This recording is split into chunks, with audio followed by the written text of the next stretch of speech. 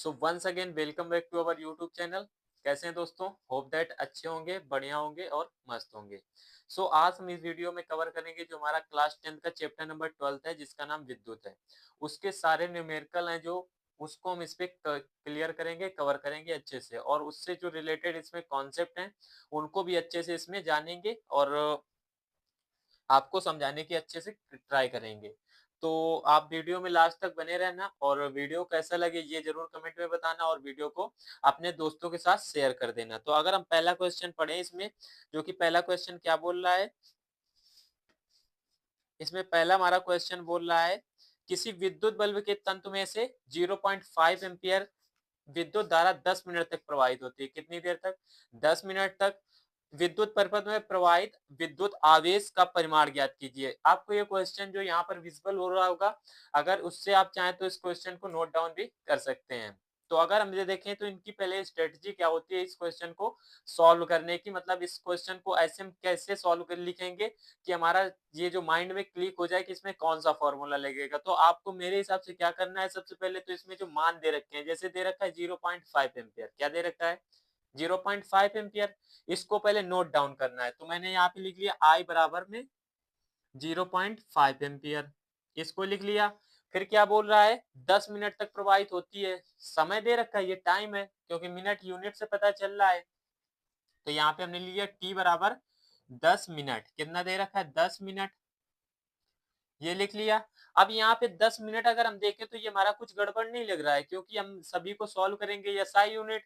SI unit में अगर हम चेंज करें तो मिनट को सेकंड में बदलते हैं, तो अगर सेकंड में बदलने के लिए इसमें किससे गुणा करवाएंगे 60 से। तो 10 गुणे में 60, इससे मल्टीप्लाई करवाएंगे तो हमारा कितना आ जाएगा 600। अब ये हमारा सेकंड में चेंज हो गया, इतना तो आपको समझ में आया, ये हमारा सेकंड में चेंज हो गया। अब इसको हम सॉल्व करते हैं, तो अब ऐसा कोई फॉर्मूला ढूंढो जिससे हम क्यू निकाल सके, क्योंकि पूछ रहा है आवेश का जो हमारा चार्ज का मैग्नीट्यूड है, परिमाण है, वो निकालना है हमें। तो अगर इसको हम सॉल्व करें तो क्या होगा, एक हमने फॉर्मूला पढ़ रखा है जो कि होता है क्यू बराबर में आई टी। क्या होता है क्यू बराबर में आई टी, जिसमें हमारा आई भी दे रखा है और टी भी दे रखा है। तो अगर यहाँ से हम वैल्यू इसकी पुटअप करेंगे, वैल्यू रखेंगे, मान रखेंगे, तो क्या आ जाएगा, आई की जगह पे 0.5 एम्पियर इंटू टी की जगह पे क्या करेंगे 600 सेकेंड। अगर इसको हम देखें तो ये एक जीरो से, हम दशमलव से इसको जीरो को काट सकते हैं, एक दशमलव से एक जीरो को, ओके, क्योंकि ये हमारा एक अंक बाद दशमलव लगा हुआ है। अब क्या करेंगे, अगर इसका इससे मल्टीप्लाई कराएंगे तो कितना आ जाएगा 300, ये आ गया। अब इसका यूनिट क्या हो जाएगा, कूलाम हो जाएगा। क्या हो गया, कूलाम, या आप इसको सी से भी लिख सकते हैं। सो होप दैट आपको ये क्वेश्चन क्लियर हो गया होगा, और चाहे तो आप इसको नोट डाउन कर सकते हैं। अगर हम इसका एक और यूनिट बनाए तो क्या बनाएंगे, जैसे सपोज करो कहीं पे हमें यूनिट चेंज करके दे रखा है, तो क्या लिखेंगे इसको 300, ये हमारा आई का एम्पियर, और टी का क्या हो जाएगा सेकेंड, तो इसको हम ये भी लिख सकते हैं एम्पियर इंटू सेकेंड। अगर हम अगला क्वेश्चन पढ़े तो अगला क्वेश्चन इसमें क्या बोल रहा है, अगला बोल रहा है एक कूलाम आवेश की रचना करने वाले इलेक्ट्रॉनों के संख्या परिकलित कीजिए। मतलब इलेक्ट्रॉनों की संख्या में इसमें नंबर ऑफ इलेक्ट्रॉन्स निकालने हैं जो कि एक इलेक्ट्रॉन से, सॉरी, एक कूलाम आवेश से निकल रहे हैं, प्रवाहित हो रहे हैं। ओके, तो इसमें निकालते हैं। अगर हम इस पे पहले इरेज करते हैं, तब तक आपको क्या करना है कि ये जो क्वेश्चन हमारा स्क्रीन पे दिख रहा है आपको इसको सॉल्व करना है, और आंसर भी अपना जज कर लेना है कि इसमें कितना आएगा। तो इसको कर लिया हमने इरेज, और नेक्स्ट क्वेश्चन अगर देखें तो पहले तो वही काम करना है हमें, इसका जो मान दे रखा है सभी को नोट डाउन करना है। तो एक कूलाम आवेश मतलब क्यू का मान कितना दे रखा है इसमें, एक कूलाम आवेश, एक कूलाम आवेश, क्यू बराबर लिख लिया हमने।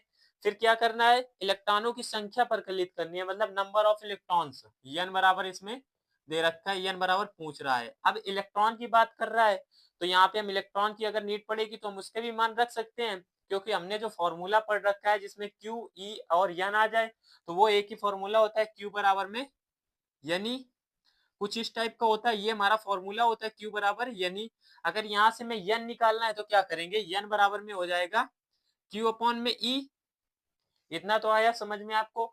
अब क्या करेंगे, ई की वैल्यू हमें पता होगी, जो कि एकदम अच्छे से क्लियर कर रखे हैं, याद कर रखे हैं कि ई का मान कितना होता है 1.6, 1.6 गुणा 10 पावर माइनस 19। आया समझ में? इतना तो आ गया समझ में। अब यहाँ से क्या करेंगे, इसकी जो वैल्यू दे रखी है सारी वैल्यू को 1 बाय 1 करके हम इसमें पुट अप करके और कैलकुलेशन करके इसका आंसर निकालेंगे। तो अगर देखें एक और ई की जगह पे 1.6 गुणा 10 पावर माइनस में 19। अगर इसको सॉल्व करें तो 0.6 को हमने हटाया, यहाँ पे एक जीरो लगा लिया। अब जीरो लगाने के बाद क्या करेंगे, इसको अगर हम सॉल्व करेंगे तो ये हमारा भी तो छोटा है, तो क्या करेंगे इस पावर को ऊपर ले जाएंगे तो 10 और इससे एक पावर और लेंगे, जीरो ले लेंगे तो यहाँ पे पावर कितनी बचेंगी 18। 10 की पावर 18 क्योंकि ये माइनस है, ऊपर जाएगा प्लस में हो जाएगा। और यहाँ से हमने 16 से इसको डिवाइड कर दिया, 16 से भाग दिया तो 16 पचाए 80, 16 छक्का 96। अगर इसको डिवाइड करेंगे 6.25 गुणा 10 पावर में 18, ये हमारा इसका करेक्ट आंसर आ जाएगा, नंबर ऑफ इलेक्ट्रॉनों की संख्या आ जाएगी। सो ऑफ दैट आपको ये क्वेश्चन भी अच्छे से क्लियर हो गया होगा और आप इसको नोट डाउन कर लीजिए। अगर हम अगला क्वेश्चन देखें तो अगला क्वेश्चन हमारा क्या बोल रहा है, अगला क्वेश्चन है जो कि हमारा विभव विभवांतर से रिलेटेड है। तो ये क्वेश्चन हमारा बोल रहा है 12 वोल्ट विभवांतर, क्या बोल रहा है 12 वोल्ट विभवांतर के दो बिंदुओं के बीच 2 कूलाम को आवेश ले जाने में कितना कार्य किया जाता है। कितना कार्य किया जाता है मतलब इसमें वर्क डन इसमें निकालना है, वर्क डन मतलब कार्य कितना किया जाता है ये पता करना है। तो तब तक हम इसको इरेज करते हैं और आपको क्या करना है वही पहले वाले स्ट्रेटजी कि आपको क्वेश्चन को नोट डाउन करके और इसको सॉल्व करने की कोशिश करना है। तो हम इसको कर लेते हैं इरेज, ये हो गया हमारा इरेज। और देखते हैं अगला वाला क्वेश्चन। और वीडियो आपको कैसी लग रही है ये जरूर बताना कमेंट में। तो अगर पहले हम वही स्ट्रेटजी अपनाए कि पहले हम क्वेश्चन का वैल्यू लिखेंगे कितना दे रखा है वी बराबर कितना दे रखा है 12 वोल्ट, वी बराबर इसमें 12 वोल्ट दे रखा है और 2 कूलाम आवेश दे रखा है। तो अगर क्यू बराबर लिखें तो कितना दे रखा है 2 कूलाम, 2 कूलाम लिख लिया ना। फिर क्या बोल रहा है को ले जाने में कितना क्या मतलब डब्ल्यू निकालना है। तो डब्ल्यू बराबर क्या क्या होता है हमारा फॉर्मूला, डब्ल्यू बराबर अगर हम फॉर्मूले की बात कर लें तो डब्ल्यू बराबर होता है वी इंटू में क्यू, डब्ल्यू बराबर v इंटू में क्यू, डब्ल्यू बराबर वी क्यू, ये हमारा होता है फॉर्मूला। अब इससे अगर इसकी हम वैल्यू निकालें, वैल्यू का मान पुटअप करके निकालें तो क्या हो जाएगा, v की जगह पे रखेंगे 12 गुणे में 2, क्योंकि 2 कूलाम आवेश दे रखा है, इसको हमने रख लिया। अगर इसका मल्टीप्लाई कैलकुलेशन करें तो क्या हो जाएगा 12 दूनी 24, 24 और यहाँ पे जूल आ जाएगा। आया समझ में? होप दैट ये क्वेश्चन भी आपको क्लियर हो गया। अगर आप चाहें ये यूनिट अगर आपको नहीं दे रखा है तो आप इसका सेकंड यूनिट भी बना सकते हैं। यहाँ से 24 और क्या लिखेंगे वोल्ट, वी से वोल्ट मतलब वोल्टेज हो जाएगा इसका, और कूलाम इसको लिख लेंगे। आया समझ में? होप दैट आपको इतना क्लियर हो गया होगा अच्छे से। आप इसमें ये भी सीख सकते हैं कि हम अगर सेकंड जो हमारा यूनिट बनता है वो भी कैसे बनाते हैं, तो ये भी आपको क्लियर हो जाएगा। ये क्वेश्चन भी हमारा क्लियर हो गया, आप इसको नोट डाउन कर लीजिए। और अगर अगला वाला क्वेश्चन पढ़े तो ये हमारा सेम है जैसे ही बोल रहा है। क्या बोल रहा है 6 वोल्ट बैटरी से गुजरने वाले हर एक कूलाम आवेश को कितनी ऊर्जा दी जाती है। मतलब इसमें भी आपको डब्ल्यू का मान बताना है और एक कूलाम मतलब क्यू का मान कितना दे रखा है 1 कूलाम, और बैटरी का वोल्टेज जो दे रखा है वो 6 वोल्ट है। तो आपको इसको क्या करना है सॉल्व करना है। सॉल्व करने के बाद में आपको कमेंट बॉक्स में इसका आंसर बताना है। अगर आपको क्वेश्चन क्लियर नहीं हो रहा है तो आपको कमेंट में लिख देना है कि भैया ये क्वेश्चन हमारा सही से क्लियर नहीं हुआ या ये हमें कॉन्सेप्ट समझ में नहीं आया, तो हम उसको समझाने के नेक्स्ट वीडियो में अच्छे से एक्सप्लेन करने का ट्राई करेंगे। अगर हम देखें अगला वीडियो अगला क्वेश्चन अगर हम देखें तो अगला क्वेश्चन इसमें क्या बोल रहा है जो कि हमारा ओम के नियम से रिलेटेड है। अगला क्वेश्चन हमारा बोल रहा है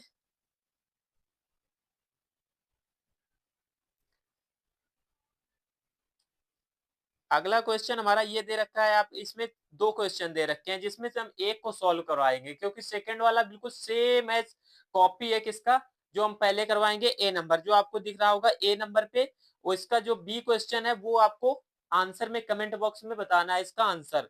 तो अगर हम पहले वाले को सॉल्व करवाएं और आपको इससे अच्छे से एकदम समझना है कि इसको कैसे सॉल्व करते हैं और क्या किया जाता है इसमें।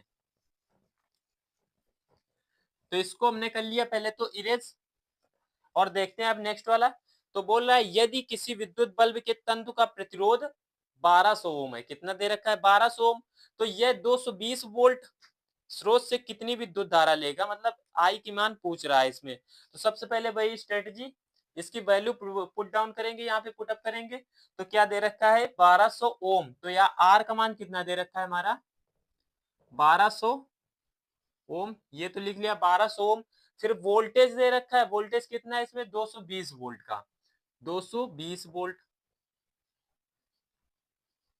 अब यहाँ पे हमें क्या पूछ रहा है? आई निकालना है। तो आई निकालने के लिए हम इसमें कौन सा फॉर्मूला लगाएंगे, ये आप बताना। ये आप अब किसी के मन में ये भी डाउट होता है कि भैया हम इसमें कैसे क्वेश्चन में पता करेंगे कि हमारा कौन सा फॉर्मूला कहाँ पे लग रहा है। तो अगर इसको हम बताएं तो इसको सॉल्व, मतलब फॉर्मूला पता करने की ऐसी बात होती है कि जहाँ पे हमारे ये तीनों मान दे रखे हैं वो फॉर्मूला इसमें सही जगह पे लगेगा, क्योंकि हमें ये तीनों मान दे रखे हैं। तो फॉर्मूले की जगह पे हम वही मान रखेंगे और जो हमें मान पूछ रहा है उसकी वैल्यू आसानी से निकाल लेंगे। तो यहाँ पे अगर हम इसको सॉल्व करें तो क्या हो जाएगा? ओम का नियम हमारा क्या होता है? V बराबर यहाँ पे आई आर होता है बेसिक, ये तो आपने याद कर रखा होगा। यहाँ से हमसे आर की वैल्यू पूछ रहा है, सॉरी आई की वैल्यू पूछ रहा है, तो आई बराबर यहाँ से क्या निकालेंगे? आई बराबर में हो जाएगा V अपॉन में आर। ये हो जाएगा V की जगह पे अगर हम मान रखे तो कितना दे रखा है? 220 वोल्टेज। कितना दे रखा है? 220, 220 दे रखा है। और अगर यहाँ से हम लिखें आर का मान कितना दे रखा है? 1200, इतना दे रखा है। अगर यहाँ से हम इसको कैलकुलेशन को सॉल्व करें तो यहाँ से हो जाएगा 1 0 से खत्म, और इसको अगर कट करेंगे 2 से तो कितने बार में कटेगा? 11 बार में। और इसको 2 से कट करेंगे तो कितने बार में कटेगा? 60 टाइम्स कटेगा, मतलब 60 बार में। तो यहाँ से क्या बना? 11/60। अब इसकी हम अगर कैलकुलेशन इसको डिवाइड करें 6 से 11 को तो कितने बार में जाएगा?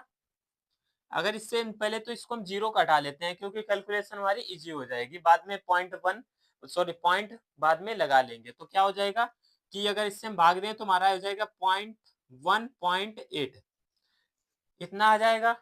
फिर अगर देखें तो यहाँ पे हमारा 1 0 और दे रखा है, तो अगर इसको हम 1 0 को और काउंट करें यहाँ से तो कितना हो जाएगा? 0.18। ये हमारा अब किसका? आई का मान है, तो यहाँ से क्या लिखेंगे? एम्पियर। सो ऑफ दैट आपको ये क्वेश्चन भी इससे क्लियर हो गया होगा और आप इसे अच्छे से समझ गए होंगे। अब जो सेकंड आंसर दिख रहा है, सॉरी सेकंड क्वेश्चन जो इसमें दिख रहा है, क्या करना है? उसका आंसर जो है आपको कमेंट बॉक्स में बताना है कि भैया इतना हमारा इसका आंसर आ रहा है। अगर हम अगला क्वेश्चन देखें तो अगला क्वेश्चन क्या बोल रहा है? इसमें बोल रहा है जब कोई विद्युत हीटर स्रोत से 4 एम्पियर विद्युत धारा लेता है तब उसके टर्मिनलों के बीच विभवांतर 60 वोल्ट है। उस समय विद्युत हीटर कितनी धारा लेगा जब विभवांतर को 120 वोल्ट तक बढ़ा दिया जाता है? वैसे तो ये क्वेश्चन एकदम इजी है, बट यहाँ से इसको क्वेश्चन को थोड़ा सोचने पे मजबूर करता है, क्योंकि ये जो हमारा वोल्टेज सेकंड वोल्टेज दे रखा है 120 वोल्ट, यहाँ पे कभी कभी डाउट ऐसा कंफ्यूजन क्रिएट हो जाता है कि यहाँ पे हम क्या करते हैं कि जो हमारा वोल्टेज पहले 60 दे रखा था उसमें हम 120 ऐड करने लगते हैं। मतलब इसको क्या कर देते हैं, V2 जो निकालते हैं 120 से लेकर हम क्या करते हैं 120 ऐड करने से के बाद इसको हम 180 कर लेते हैं, क्योंकि इसमें 180 बोल रहा है, 60 120 बोल रहा है, 60 पहले से, तो 180 कर लेते हैं। बट इसमें ऐसा नहीं है, क्वेश्चन साफ साफ क्लियर बोल रहा है कि इसकी वैल्यू है जो कि 60 से कहां तक बढ़ाना है? 120 तक। मतलब क्या बोल रहा है? 120 तक बढ़ाना है। तो ये नहीं है कि हम इसमें 120 अलग से ऐड करना है, ऐसा नहीं बोल रहा है। जबकि हम क्या करेंगे 60 से 120, तो V1 हमारा 60 दे रखा है और V2 क्या दे रखा है? V2 दे रखा है इसमें 120 वोल्टेज। तो अगर इसको हम नोट डाउन करें, इसका वैल्यू पुटअप करें यहाँ पे नोट डाउन करके और फिर इसको सॉल्व करते हैं, तब तक आप इसको सॉल्व करने का ट्राई करिए। हमने कर लिया इसको इरेज और सभी वैल्यू की मान लिखेंगे। तो इसमें V1 I1 जो दे रखा है पहले नोट डाउन करते हैं। तो V1 की जगह पे इसमें क्या दे रखा है, सॉरी I1 की जगह पे दे रखा है 4 एम्पियर की धारा। तो I1 अगर लिखें यहाँ पे 4 एम्पियर दे रखा है, यहाँ पे 4 एम्पियर की धारा दे रखा है, उसके टर्मिनलों के बीच विभवांतर V1 जो दे रखा है कितना है? 60 वोल्ट। कितना दे रखा है? 60 वोल्ट। ऐसा हमारा 60 वोल्ट दे रखा है। अब बोल रहा है कितनी विद्युत धारा लेगा जब विभवांतर इतना हो जाएगा, मतलब I2 इसमें पूछ रहा है। क्या पूछ रहा है? I2 पूछ रहा है। तो I2 निकालने के लिए अब हम क्या करेंगे, इसमें I2 निकालने के लिए इसमें देखेंगे कि I2 हमारा इसमें पूछ रहा है और V2 कितना दे रखा है, इसमें V2 दे रखा है 120 वोल्ट, 120 वोल्ट। अब इसमें हम देखेंगे कि हमारा ऐसा कौन सा फॉर्मूला है जो हमारा इसको क्लियर करने के लिए हमारा बन सके। तो इसमें हम क्या करेंगे, सबसे पहले इसको देखेंगे कि हमारा जो ओम का नियम था अभी लास्ट में पढ़ा था, उससे शायद हमारा ये क्वेश्चन बन सकता है। क्योंकि अगर हम देखें तो उसमें होता है हमारा V बराबर आई आर होता है, V बराबर आई आर। अब यहाँ पे जो हमारा R कांस्टेंट है, क्योंकि यहाँ जो एक्सपेरिमेंट इसमें हो रहा है एक ही बार में हो रहा है, एक ही इक्विपमेंट हो रहा है, तो इसमें क्या करेंगे, R को नेग्लेक्ट कर सकते हैं क्योंकि ये कॉन्सेप्ट कांस्टेंट है। तो यहाँ से क्या बनेगा, V डायरेक्ट प्रोपोर्शनली I के बन जाएगा। तो यहाँ से अगर हम इसको चाहें तो ऐसे भी तो लिख सकते हैं, V1 अपॉन में V2 बराबर में क्या, I1 अपॉन में I2, ऐसे लिख सकते हैं ना। अब क्या करेंगे, इसको अगर हम सॉल्व करें मान रख के इसको, तो क्या हो जाएगा, V1 की जगह पे रखेंगे कितना 60 वोल्ट और V2 की जगह पे क्या रखेंगे 120 वोल्ट, बराबर में क्या रखेंगे I2 की जगह पे 4 रखेंगे और अपान I2 हमें वैल्यू निकालना है इसमें। अगर इसको हम कट करें तो 60 एकम 60 और 60 दूना 120। यहाँ से इसका अगर हम ऐसा कुछ इस टाइप की कुछ बना 1/2 बराबर 4/I2। अब यहाँ से अगर हम I2 की मान निकालें तो इसका क्रॉस मल्टीप्लाई क्रॉस गुणा करवाएंगे तो क्या हो जाएगा, I2 बराबर जो हमारा I2 निकलेगा कितना निकलेगा 8 एम्पियर।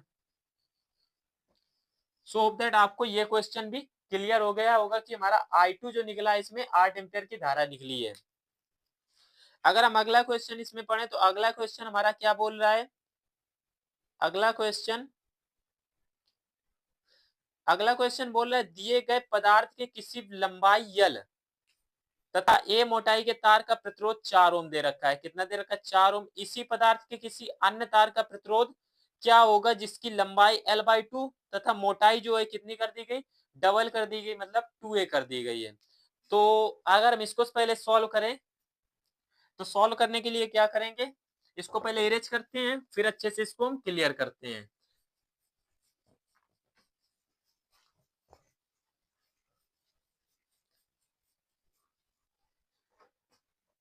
तो दोस्तों इसको मैंने इरेज कर लिया। अब देखते हैं इसको कैसे सॉल्व करेंगे। पहले दे रखा है दिए गए 4 ओम की दिए गए प्रतिरोध के लिए किसी L लंबाई तथा A मोटाई के तार का प्रतिरोध 4 ओम है। तो पहले हमारा जो L दे रखा है और जो हमारा A दे रखा है कितना है, इसको हम A डैश से डिनोट करते हैं। इसको लिखते हैं तो ये हमारा दे रखा है A, इसको छोटे से लिख देते थे क्योंकि हमारा जान मतलब बाद में हम इसको जान जाएंगे। फिर क्या बोल रहा है कि इसका जो प्रतिरोध था पहले कितना था 4 ओम का था, R बराबर कितना दे रखा है 4 ओम, ऐसा बोल रहा है।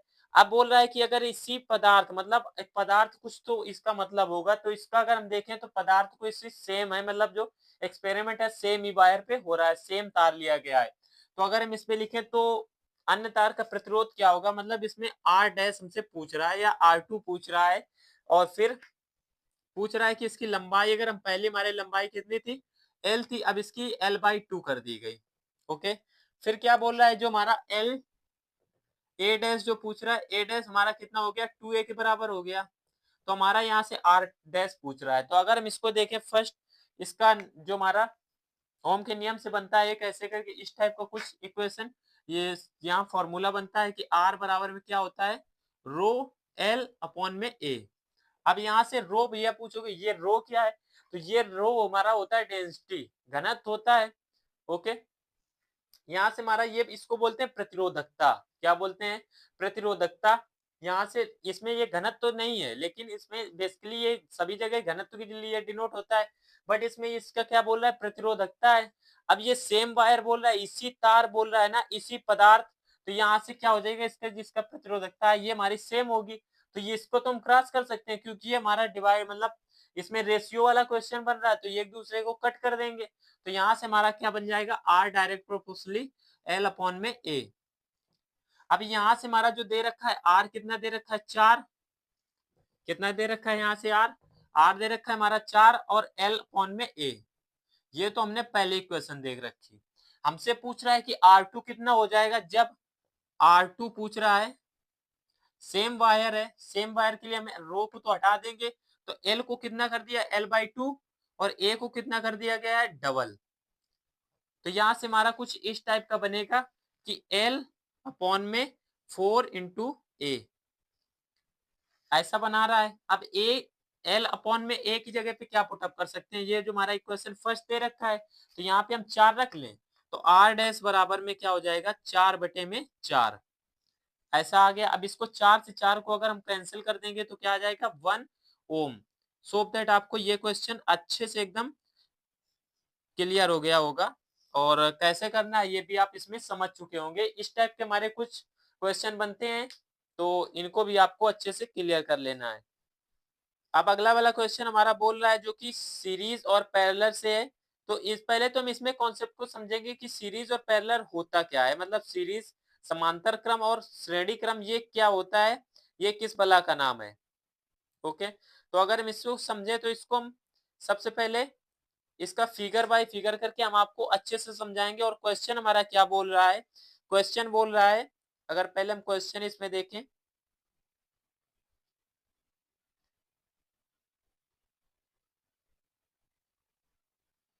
ये क्वेश्चन किधर गया,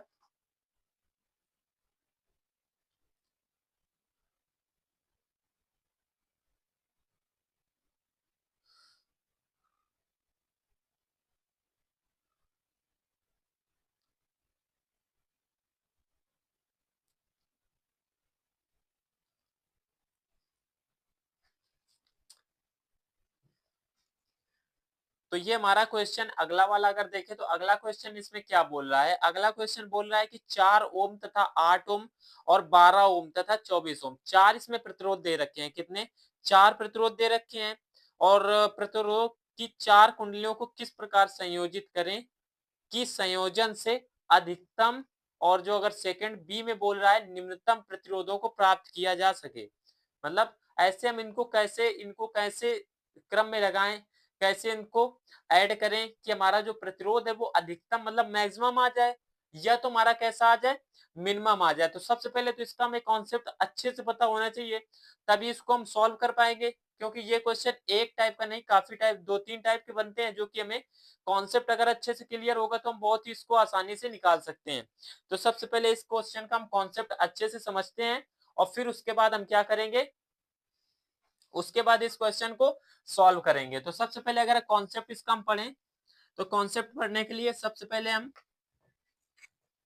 इसको इरेज करते हैं और कॉन्सेप्ट को क्लियर करते हैं, जो कि हमारा रिलेटेड होगा श्रेणी क्रम और समांतर क्रम में क्या डिफरेंस होता है, इसका फॉर्मूला क्या होता है, और इसको कैसे लिखा जाता है, इसके कैसे मान निकालते हैं। तो अगर हम इसको देखेंगे तो सबसे पहले क्या करेंगे, सीरीज में अगर हम समझेंगे तो पहले तो प्रतिरोध समझते हैं, प्रतिरोध क्या होता है। तो कुछ इस टाइप का आपको प्रतिरोध देखने के लिए मिलता है। ओके, इस टाइप का कुछ आपको प्रतिरोध देखने को मिलता है।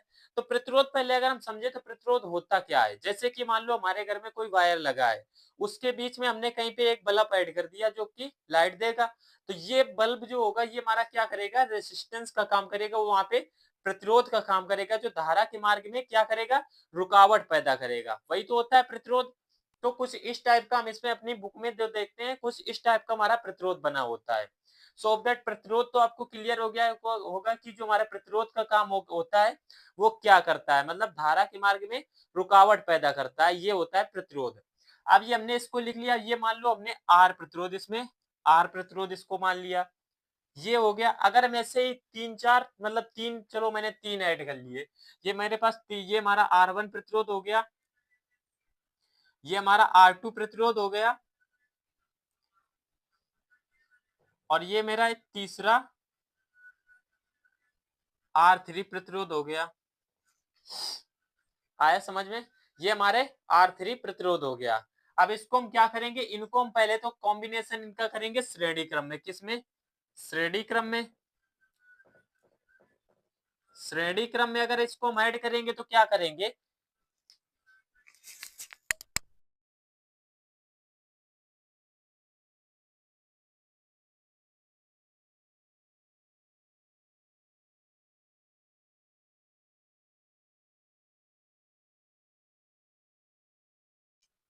तो अब अगर इसको हम सॉल्व करेंगे तो क्या हो जाएगा, श्रेणी, पहले तो इसको हम सीरीज कॉम्बिनेशन इसका समझे कि श्रेणी क्रम में कैसे ऐड करते हैं। तो इनका जो हमारा पहले तो इनमें कोई एक पॉजिटिव होगा टर्मिनल और एक नेगेटिव होगा। तो सपोज करो मैंने इसका पॉजिटिव टर्मिनल मान लिया, ये हमारा पॉजिटिव टर्मिनल, ये हमारा पॉजिटिव टर्मिनल, ये हो गया नेगेटिव, क्या हो गया, ये नेगेटिव हो गया, ये नेगेटिव और ये नेगेटिव।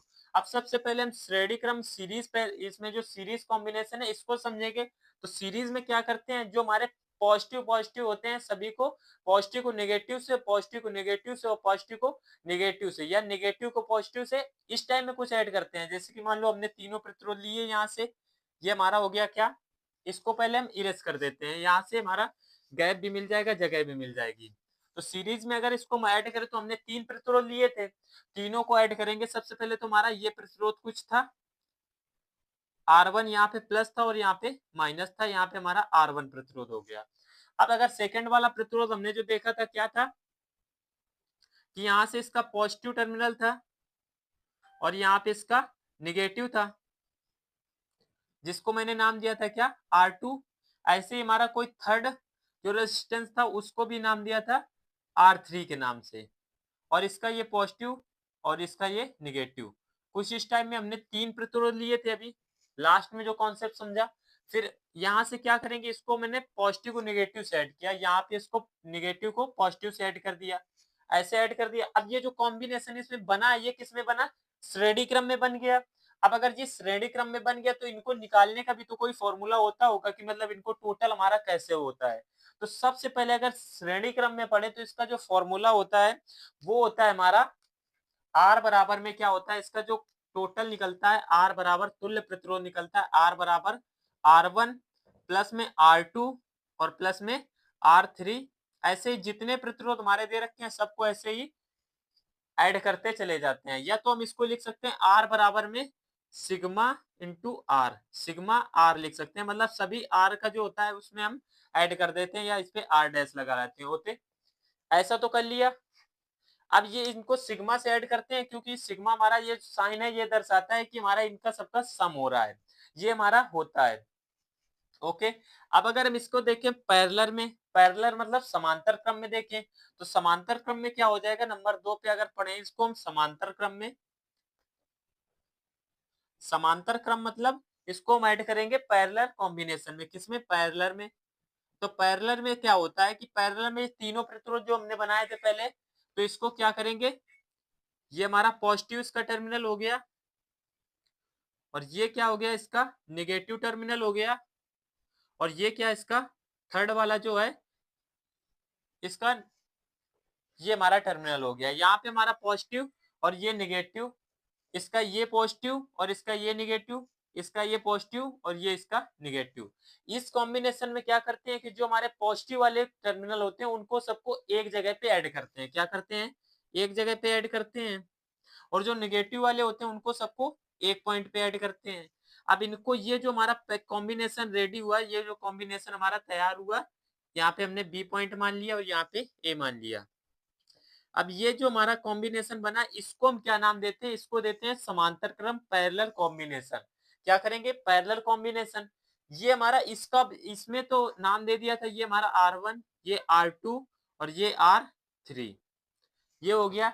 अब अगर इसको हम ऐड करेंगे तो इसमें क्या हो जाएगा, इसका कोई फॉर्मूला भी तो होता है अगर टोटल निकालने के लिए।